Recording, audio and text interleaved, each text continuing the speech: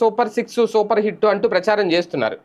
కానీ super 6లో super hit 6నా 4ఏనా ఈ చర్చ అయితే ఒకసారి జరుగుతోంది. అదే నేపథ్యంలో మిగిలిన ఆ 2 పథకాలు ఎందుకు వదిలేయాలి? ఆ 2 కూడా చేసేయచ్చు కదా చంద్రబాబు నాయుడు గారు.